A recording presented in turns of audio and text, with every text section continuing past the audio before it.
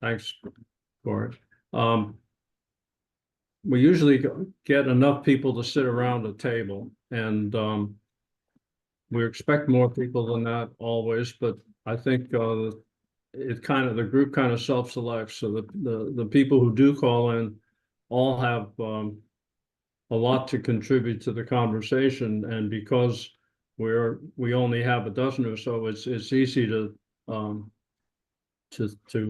throw a topic around or a question around and give everybody a shot at it. To get started, I just want to give us all a chance to introduce ourselves, and then I'll save Mike for last because I'm going to introduce Mike.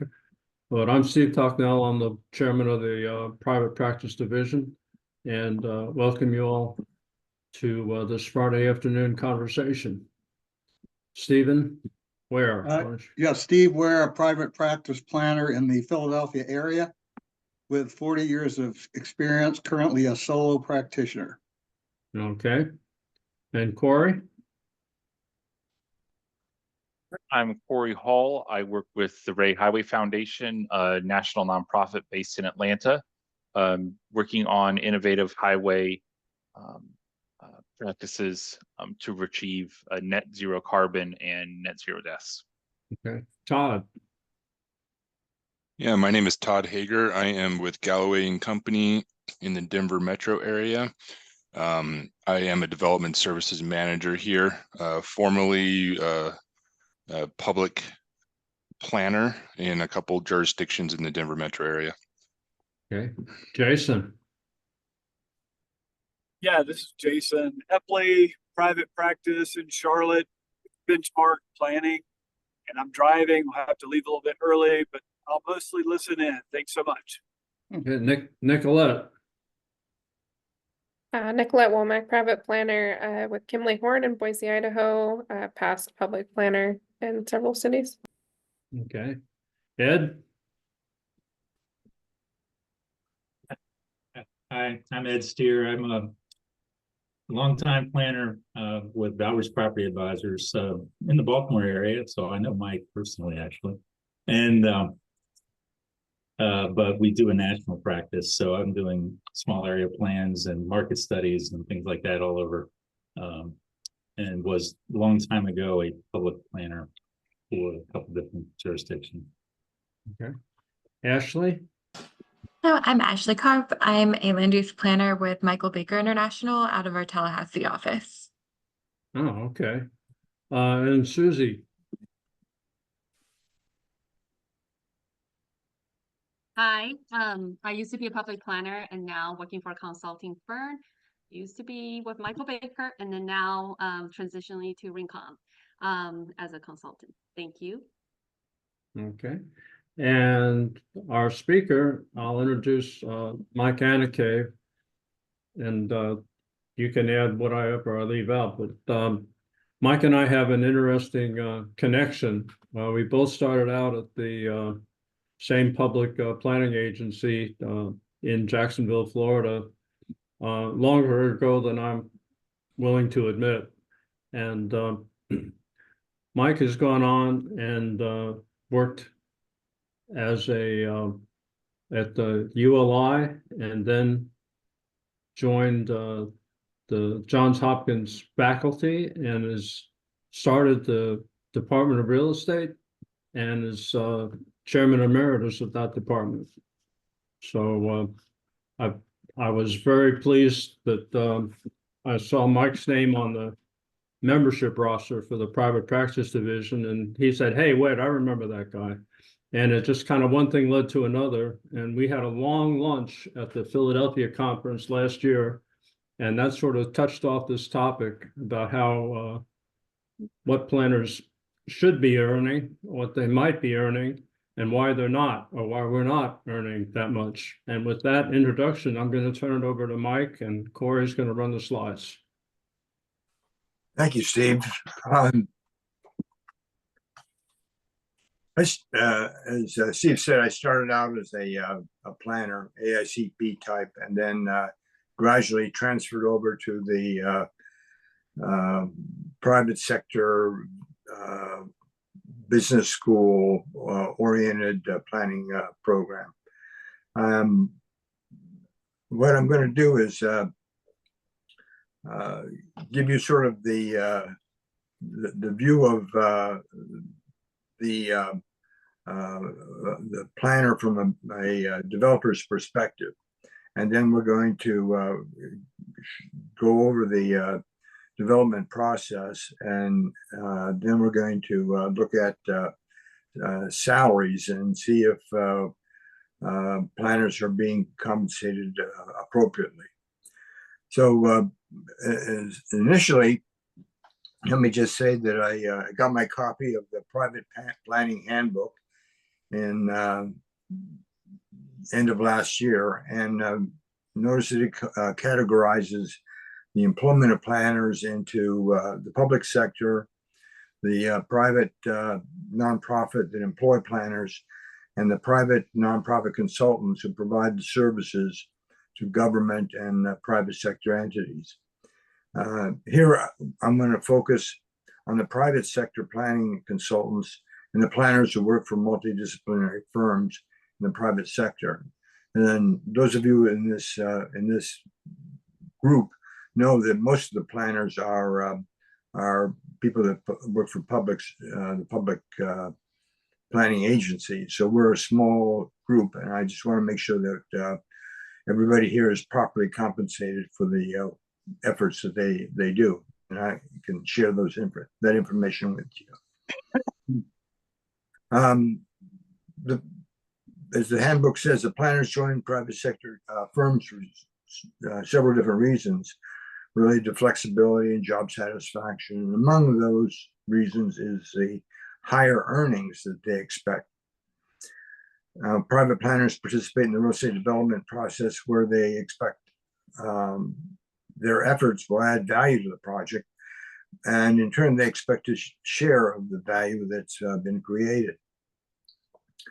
And again, as you know, the general private sector planners perform the tasks that support property decisions related to land use, facilities, location choices, valuation, or they seek approvals and changes in policies, regulation involving the use of land.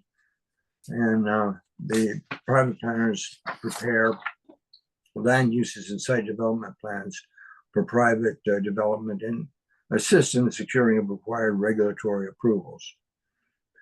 Some question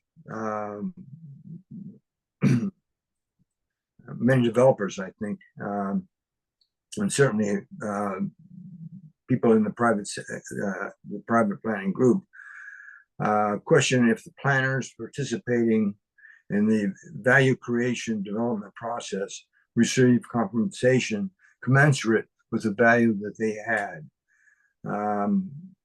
And that's what we're going to look at here. So first, we're going to look at the developer's perspective of the development process and the planner's role in it. And then we're going to ask if the contributions to the development process is comparable to the contributions that other people in the development process make. And then finally, we're going to look at compensation and see if it's comparable to the value added, and if not, why. So the developer's perspective of the development process and the planner's role, I'm going to use something called the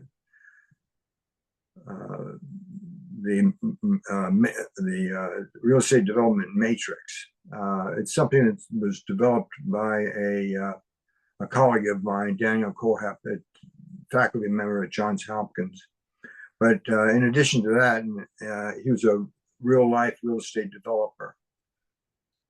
And the model that he uses or developed is actually used by not only the graduate real estate program at Hopkins, but it's also the basis of the executive training program of development organizations like the NAIOP and CCIM. So it, again, it's the purpose here is I want to look at the activities that planners and perform from the perspective of the developer owner of a particular project.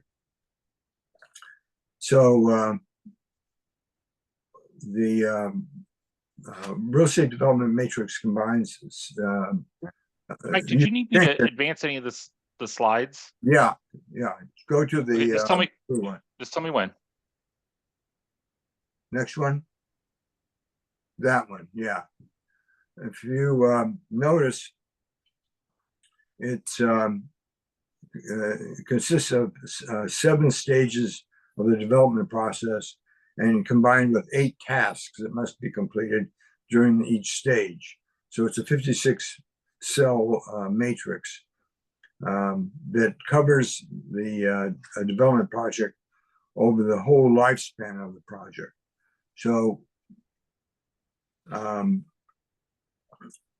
the 7 stages would be land banking, land packaging, land development, the building development, the building operation, building renovation, and property redevelopment. So unlike some of the other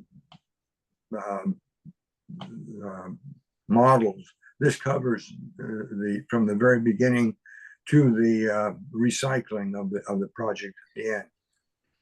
And it often takes place over several decades. And then, as I said, it starts all over again.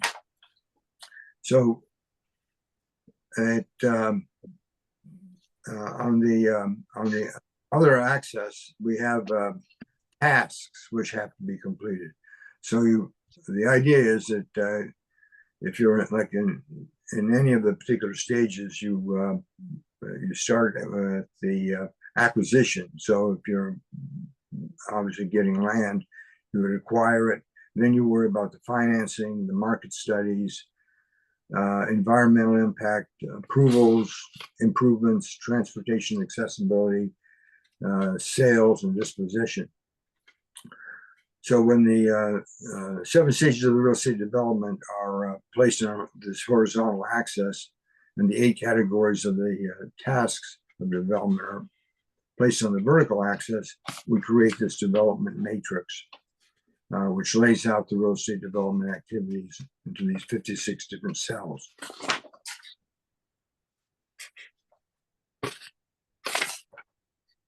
Next slide. Not all of the cells have the same importance in every stage, but all of the cells have to be addressed in one way or the other. If you skip over any of them, the project can lead to doing an unsuccessful real estate development project. So, and here's a key point: developers create value in each stage of the development by completing the different tasks for that stage. And each stage requires different skills to complete the different development, and different development teams are formed for each of the stages of development.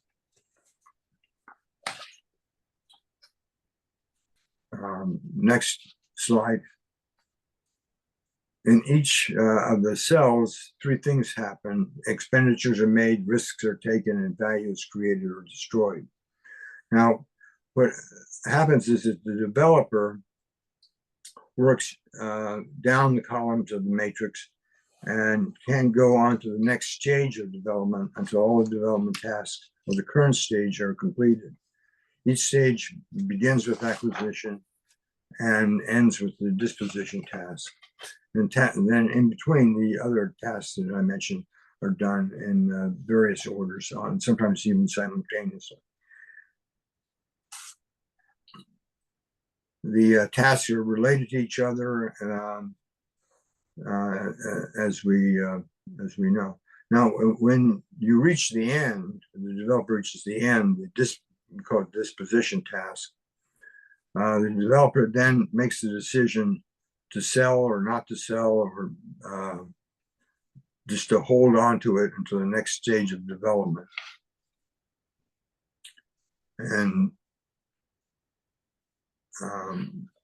he knows that if he's a successful developer, he knows what how well he's doing and how much value he's created in the stage that he's in, but he also knows how much is going to be needed for the next stage of development.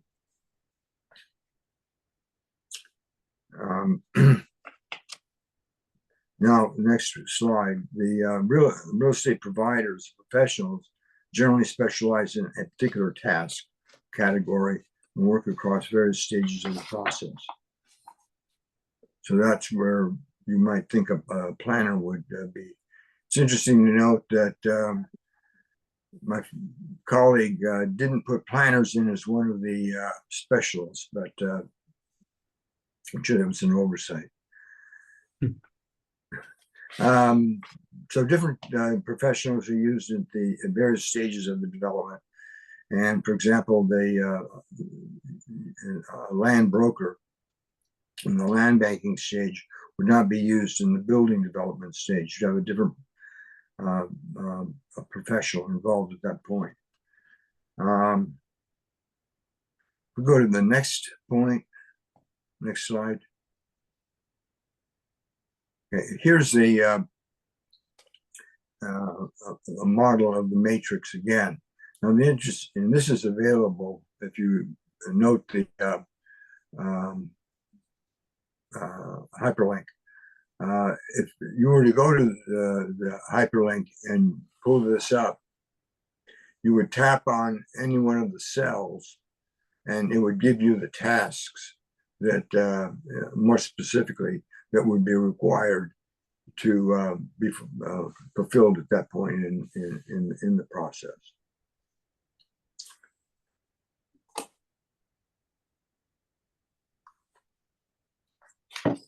So, for example, if you hit V2, the land packaging and approvals permit, something that you would think planners would be involved in. One thing that comes up is that essentially you get the land approvals and permits during this land packaging stage, and that land packagers can create enormous property value increase by the annexation agreements, zoning changes, and conceptual site plans that are approved. Now, it's just by doing what planners are typically thought of accomplishing and doing, you create an enormous value for the developer. And every approval that you get in this land packaging, you get an increase in the value of the property to the land developer.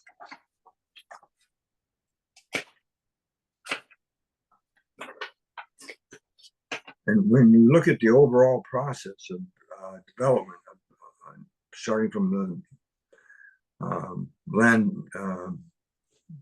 purchasing the raw land and going through the process of developing the land and building the horizontal infrastructure and the vertical infrastructure, you come up with again, different value created at these different cells. Next slide. The next slide, if you look at particularly the last statement, these are statements I quoted from my friend Dan. Reading it over, it kind of sounds like activities that a planner might do. The visionaries that can see the development before it exists, working the permitting process, and figuring out the getting approvals and doing market forecasts, and then particularly like the last one, which is the land packaging, has the greatest chance of creating an incredible increase in financial values of the property. and also the greatest risk of failure, and requires experienced multidisciplinary team.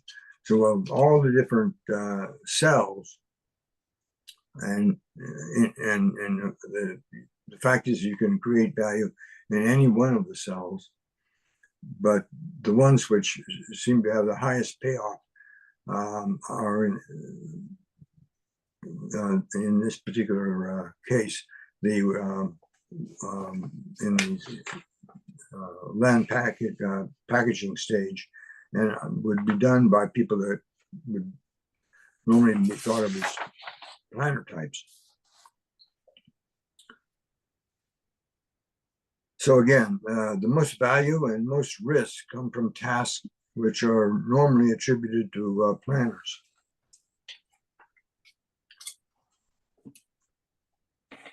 Particularly at the land packaging stage, the securing approvals, the changing policies, land use, site planning. Now,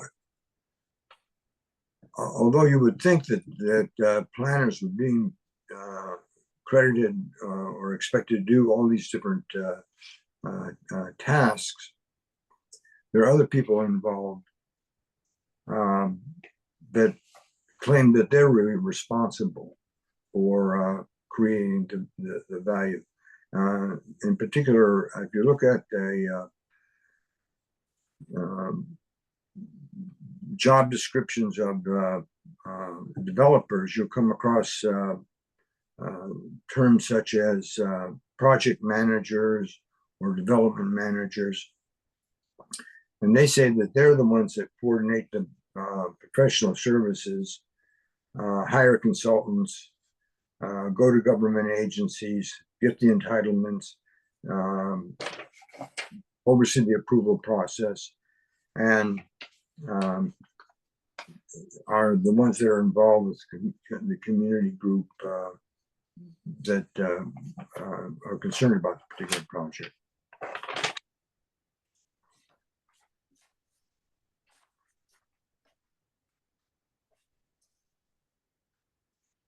See,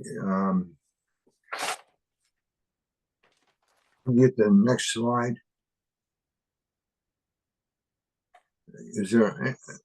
I don't know if you can blow that up. I violated one of the key principles, but I wanted to particularly have you look at in that green matrix the under developers. The project manager and development manager. These are project managers, simply a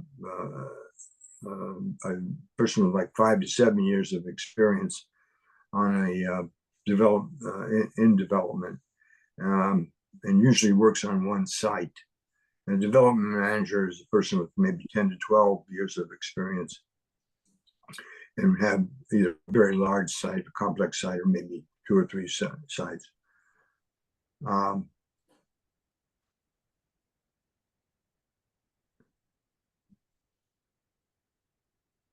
If we could try that one more time, get the green.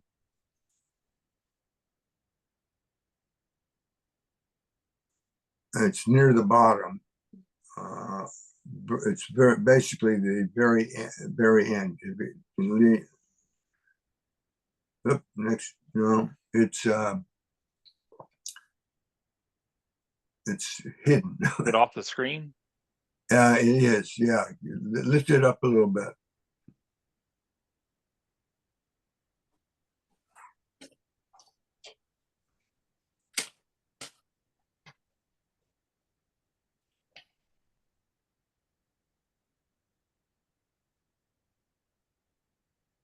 Why it's not Okay, well, we can showing my screen here. Right.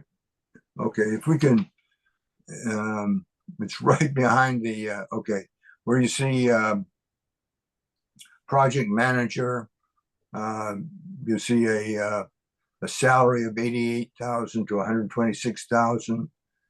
Then you'll see a 16.8% bonus. And then you'll have total compensation of 100 to 150,000. Now this is in 2018. And the reason I picked 2018 is so it'll be compatible with the information we have on the planner salaries. Let's see. The other one above that would be development manager associate, where it's 113,000 to 164,000, 22% bonus, total compensation 140 to 200,000. And again, these are people that are working in a development company, and they will say that they've got multiple tasks, but the most important task they have is dealing with the community and the sort of the planning type of things of government approvals, zoning, that type of thing. So these are they're doing planner-like activities, but they're doing it in a development atmosphere, development firm. Okay, next. Next is the urban orange one. Okay, this comes from the APA's salary survey for 2018. And here, I want you to notice the private consulting firm, which is what I think most of we have here. And that's a private consulting firm. The median salary is 83,000, and it varies from 65 to 110,000. Compare that to the law firm, which is the highest. There, the median is 105,000, going to 150,000 in the 75th percentile, and down to 90 in the 25th percentile. And then notice the development firm itself. That's where these are APA type planners, but they work in a development firm, and their salary is about 95,000 median, and it goes between 71 and 120,000. So just again, I'm going to have the next chart will summarize these, but that gives you sort of a basic perspective of what the planners are being paid for being planners and doing planning projects. So, Mike, let me interrupt. This is just members of the APA and what they make in the employment of various types of employers, right? I mean, this isn't, Right. We're not comparing attorneys to architects or anything like that on this chart. Everyone on this chart is a planner, right? Everybody, yeah, it comes from that planning survey. Now, there's certain abnormalities that I would like to get checked out next time they do this, and that's if you see a law firm and you see a person being paid $105,000, is that a lawyer that happens to be doing a real estate law, or is that really a AICP planner just working in the firm? But for whatever reason, they're categorized as urban planners working in a law firm. Now the sample is small. It's only 19 people, so we have to be somewhat skeptical about what that really is, but it's there nevertheless. Okay, then go on to the next slide and we can do some comparisons.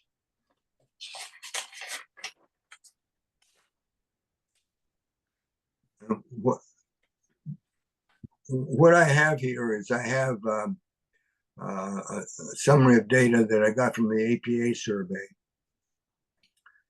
salary survey. And then there's this group, CEL Associates, which collects data every year for the development industry. They often pair up with the NAIOP people, and they do a annual survey of compensation for people. The stuff I have here, I basically got off the internet because their private, their proprietary reports about $4,000. I just didn't feel like doing that quite with it at this point. But this gives us an idea of what the differences in pay are among planners, and then among the planners and the developers that act as if they were planners.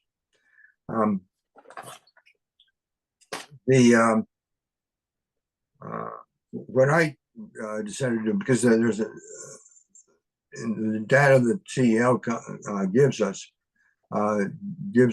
doesn't give us the median. It just gives us low, which is the 25%, lower 25%, and the high, which is 75th percentile. So what I basically did was look at the 75th percentile. And if you look at that and compare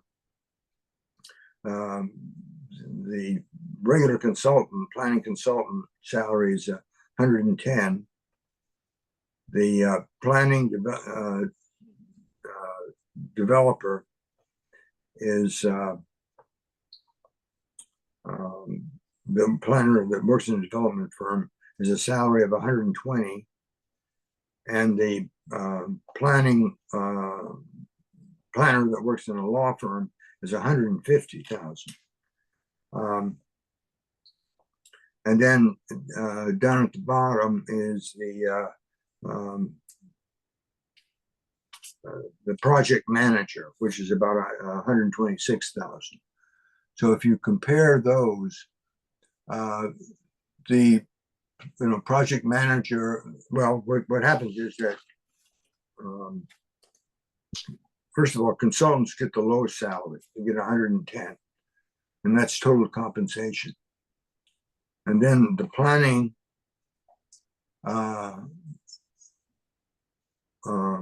law firm at 150 has the highest salary. And then you have the planner at the development firm and the project manager, which is the development person, receives similar salaries. I think it's 120 and 126 as our highs. So that seems reasonable, considering that they're both working in a development firm and they're both doing planning type jobs. And then the project let's see, yeah, they receive similar salaries. The difference that comes up is that the project managers, in other words, the development oriented person doing a planning type job, gets a bonus of about 16% in 2028, which makes the total compensation similar to planners in the law offices, around 150. So the project manager total compensation is 100 to 150, and that's, as I say, very similar to what the planner in the law office will get. So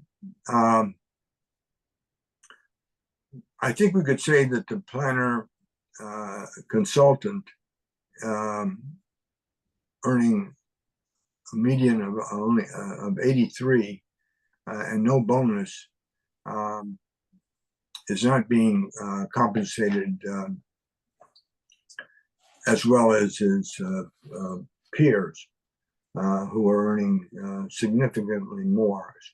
If you look over there on total comp, the project manager, again, is the more junior individual with 3 to 5 years experience. If you go up to 5 to 7 years experience with the development manager, one thing you notice is they get a higher bonus, and they, of course, the total compensation there moves up to 140 to 200,000. So I would say that people in acting as planning consultants, I don't know what the answer is, but they're definitely being underpaid.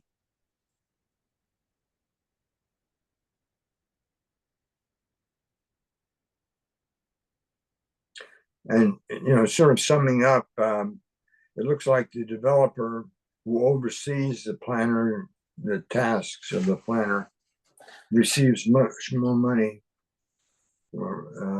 in salary, and plus they get a bonus, whereas the planner gets a salary, whether or not they, you know, they there's a great deal of value created in the project, but generally they're going to be creating a lot of value, and right now there's no way of sharing that increase in value with the people that actually do the work.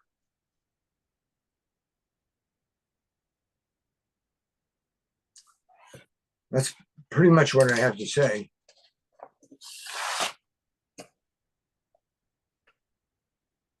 Yeah, Mike, you could go to the next slide, but I just want to say that we're not going to well, forget that you saw any brand names on this this slide, because it wasn't meant to be publicized. But I received this when I was retained to work on a rezoning application for a company that produces electrical components, and they wanted to convert an office into light warehousing and light manufacturing. And it was exactly what the comprehensive plan called for. So it was more or less, you know, as a planner standpoint, the planner's role on behalf of the developer was to follow the script and give the developer the opportunity that the plan gave him to reuse an abandoned office park building for a different purpose. But if you look at the numbers here, and you have to look to find it, but the rezoning is 1% of the project cost. I think it is. The project cost is $856,000, and the budget for getting the property rezoned was $8750, I think it was. So there's a lot of work here, but the planner's part is not commensurate with the with the amount of work involved, put it that way. So Mike, you want to throw it open now for questions? Because mine is to start off is why don't planners get more money in relation to other people who carry out other tasks, put it that way.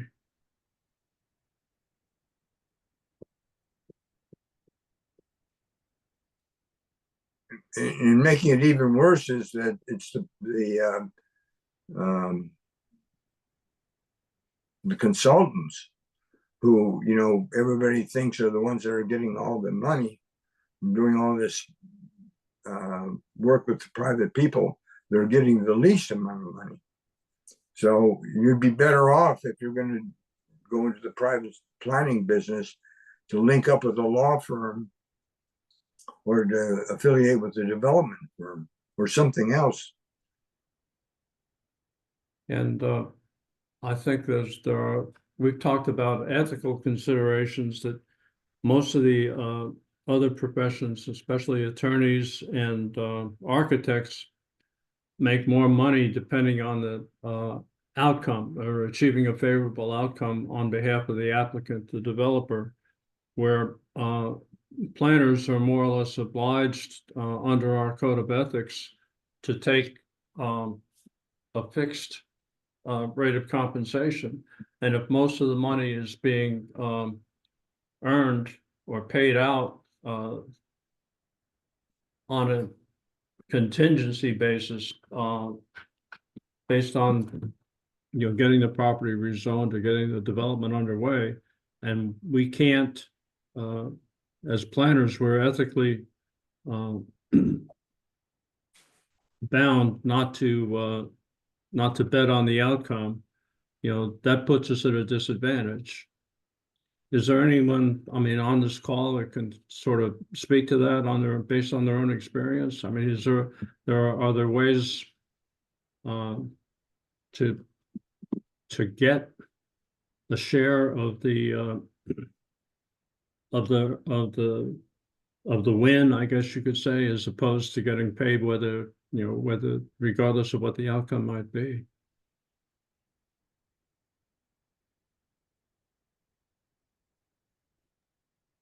Well, I would like to say that, there's probably a discussion in a long, couple of decades before about, architects, engineers, they do have license, and then planners, they do not have a license, even though we have AICP certification, but it's very broad. As we all went through the test, we know that it's very broad. It includes economic, geography, geologies, and all these other things. So I don't know whether the license will make a big difference. That's why their fees are higher, and then lawyers, they do have a degree. So not sure whether that's the main elements that contribute to this kind of, differences. Well, Mike, go ahead. Yeah, that's certainly a major issue. What in business we would call that barrier to entry. In other words, you keep out a lot of people by having the license. And, even if you look at real estate brokers, they've got their National Association of Realtors, realtor designation, and then they have the state licensing. And so you can misbehave and be chastised by the realtors. But if you violate a law, the state can pull your real estate license and you don't have a job anymore. So it is much more control over the industry with the license. Well, one thing we've been discussing in earlier conversations is that planners are sometimes challenged in getting professional liability insurance, risk management. And I would submit that you wouldn't hire a plumber if the plumber wasn't insured. And I think a planner should at least be able to demonstrate that he's got some kind of liability insurance to back him up if things don't go well. And we are working with the APA leadership, the private practice division, to get the APA to offer professional liability insurance, hopefully to all members of the APA, public and private, perhaps starting with the private practice division.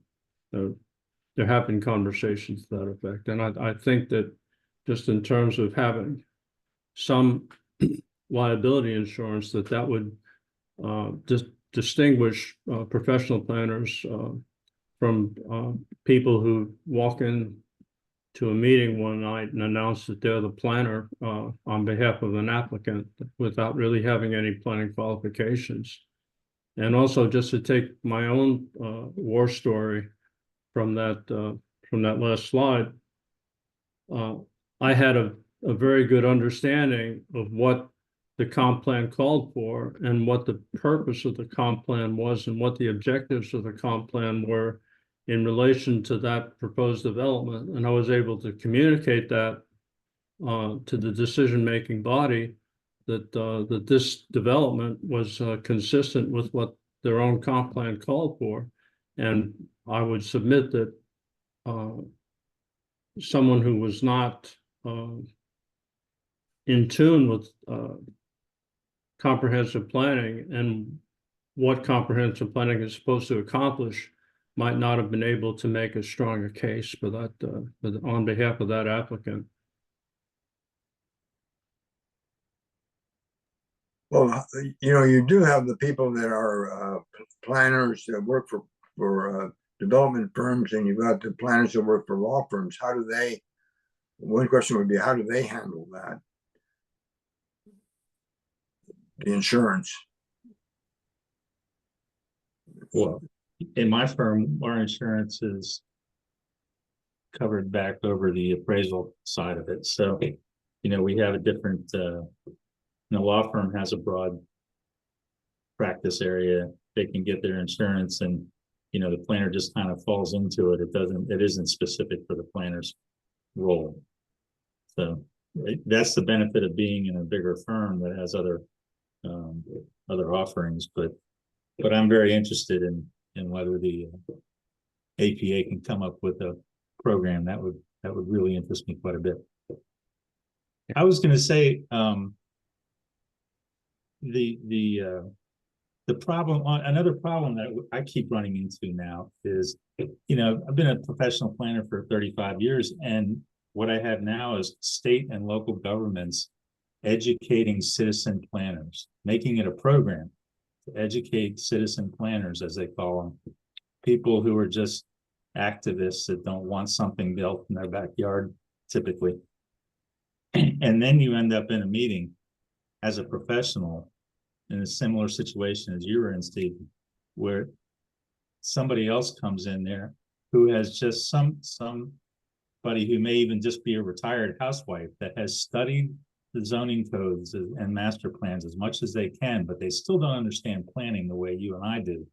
And they come in there and they stand up and they profess that we're doing it all wrong, that the code doesn't say X, Y, and Z, and this isn't how the local planners should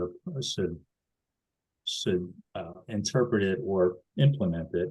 And then you're looking like, I don't know, you end up in a defensive position against somebody who doesn't have anywhere near the experience you have, because there is no defined box that you can be put in, except that you have experience and you have a certification that some people just don't believe in.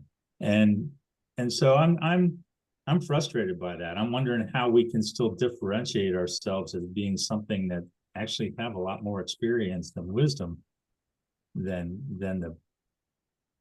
people are being allowed to stand up and pontificate about, when they get into these meetings. And maybe that does come down to a real license instead of just a certification. But I'm open-minded. Well, from an academic standpoint, what we run into is the idea of a body of knowledge. What is it that differentiates planners from everybody else? To a certain extent, the AICP exam is some sort of a differentiator, but is it enough? I don't know.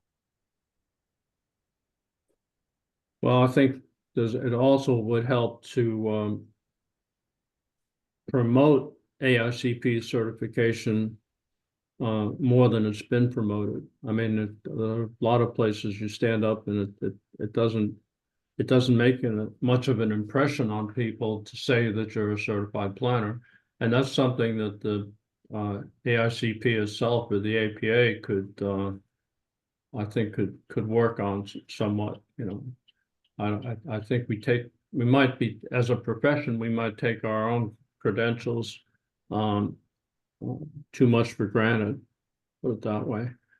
And we need to let people know that there's value in hiring a planner who actually is obliged to follow a code of ethics and acquire and maintain a certain level of expertise versus somebody who just walks in and anoints himself as a professional planner. I think attorneys and architects and engineers would also be in the market, I guess you could say, for planners who can promote themselves as AICP certified, since a lot of us work as a planner under a subcontract to someone in a different profession, or maybe you're employed in an architecture firm or an engineering firm. Either way, I think if we could make our value as planners, certified planners, a little more respected or known to people in other professions, I think that might help. But of course, you know, I can be obnoxious about that. You know, my feeling is that engineers are only supposed to do what planners tell them to do. And of course, engineers don't feel that way. Well, along that line, some professions will have dual tests to get your license, and they'll have like a national test for part A, and then they'll have a state test for the second part, and you have to pass both parts in order to get your license. But it's license that the state does give you, so it gives you that additional barrier of entry. Yeah. Well, I've only got a few minutes left. We haven't heard from a few of you. I'd like to get your comments before we wrap it up, if you've got any.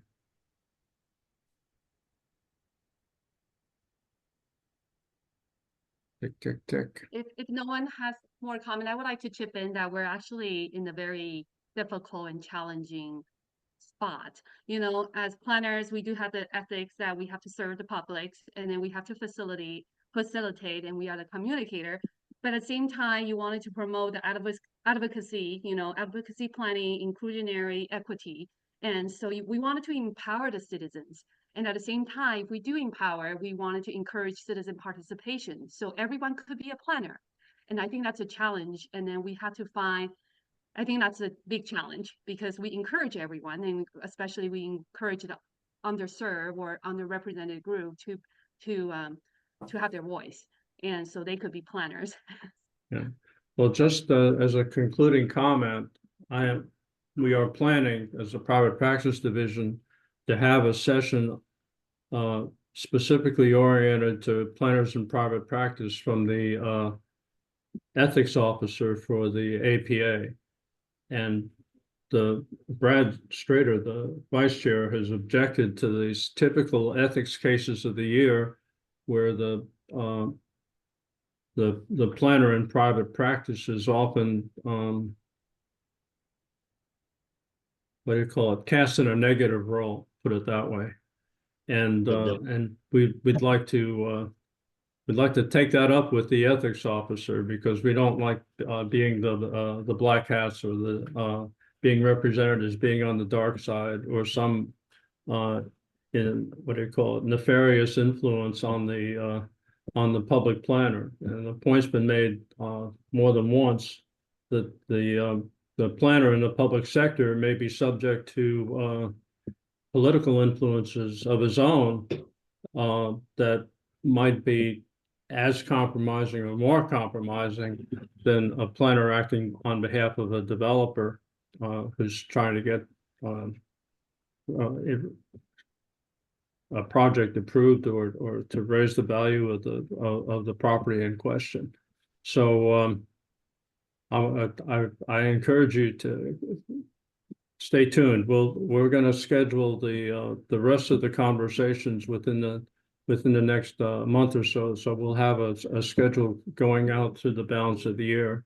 The one next month is aimed at mid-career planners in transition, because a lot of planners come in and out of, I think when you introduce yourselves, a lot of people said you started in the public sector and now you're in the private sector.